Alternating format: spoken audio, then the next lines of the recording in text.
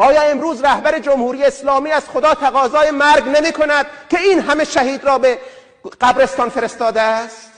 ما انقلاب نکردیم که تاج را برداریم عمامه به جایش بگذاریم. انقلاب کردیم اگر کسی با سخن رهبری مخالفت کرد، معادل این است که با امام زمان مخالفت کرده است، با پیامبر مخالفت کرده است، با خدا مخالفت کرده است.